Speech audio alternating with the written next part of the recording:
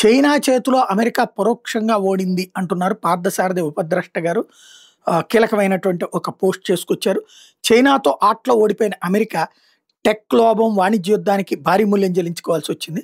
ప్రపంచంలో యుద్ధంలో అంటే కేవలం రాకెట్లు, మిస్సైల్స్, మందుగుండు సామాను, బాంబులు, బాంబు దాడులు మాత్రమే కాదు, వాణిజ్య యుద్ధం కూడా జరుగుతుంది. నవంబర్ 5న ప్రపంచ సెమీకండక్టర్ మార్కెట్లో $500 బిలియన్ విలువ ఆవిరైపోయింది. ఇది విశ్లేషకులు చెప్తున్నారు. ఆర్టిఫిషియల్ ఇంటెలిజెన్స్ కంపెనీలకి అధిక విలువ చూపించడం వల్ల ఈ పతనం వచ్చిందని. కానీ నిజంగా కారణం అంతేనా? ఏఐ బుడగ పగిలే సంకేతాలు నెలల క్రితమే హెచ్చరికలు వచ్చినాయి. ఎన్విడా, ఓపెన్ ఏఐ, ఒరాకిల్ మధ్య జరుగుతున్నటువంటి సర్క్యులర్ డీల్స్ గురించి ద టెలిగ్రాఫ్ 2000.com బబుల్ని గుర్తు చేస్తూ జాగ్రత్త చేసింది.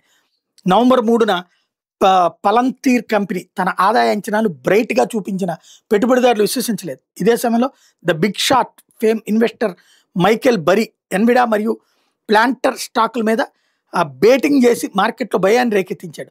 అక్టోబర్ 31 అతను తన ఎక్స్ అకౌంట్ కసాండ్రా అన్చైన్డ్లో రాసుకొచ్చాడు. ఏమని, కొన్నిసార్లు మనం గాలి బుడగలను చూస్తాం, కొన్నిసార్లు గెలిచే ఒక్క మార్గం ఆ ఆటనే ఆడకపోవడం అని చెప్పి. అతని మాటలు నిజమైన ఏఐ మార్కెట్ బుడగ పగిలింది.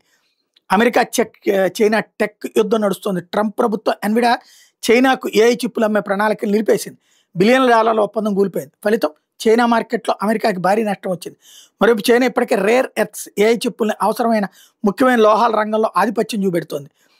అమెరికా ఈ ఆధారాన్ని తొలగించడానికి ఏళ్ల సమయం, $బిలియన్ల ఖర్చు చేయాల్సి వస్తుంది. ఇది చేయడానికి అమెరికా ఏం కష్టపడుతుందో చెప్పుకొస్తున్నారు అనమాట. అంటే ఇక్కడ బేసిక్గా ఏంటంటే అమెరికా ఇప్పుడు రేర్ ఎర్త్ మినరల్స్ వాళ్ళ దగ్గర లేవు. అలాంటి సిచ్యుయేషన్లో అది ప్రాబ్లం అవుతుంది. మరి చైనా మాత్రం గుప్తంగా రేర్ ఎర్త్ కోటాలు అండ్ ట్రేసబిలిటీ సిస్టమ్ అమలు చేస్తుంది. ట్రంప్ యుద్ధ వ్యూహం ముందు చైనాని మించలేకపోయాడు ట్రంప్ తన యుద్ధ వ్యూహంతో. అదే సందర్భంలో యుఎస్ టెక్ మోగల్స్ మార్కెట్ పతనం రాకముందే తమ షేర్లు అమ్మేసుకుంటున్నారు. ఎన్విడా సీఈఓ జెన్సన్ హువాంగ్ జూన్ నుండి $1 బిలియన్ షేర్లు అమ్మేశాడు. ఇది యాదృచ్ఛికం అంటే అస్సలు కాదని చెప్తున్నారు. అలాగే భూమి పేరుతో కృత్రిమ వృద్ధిని చూపించి ఇప్పుడు దాని మూల్యం చెల్లిస్తున్నారు అని చెప్తున్నారు అనమాట.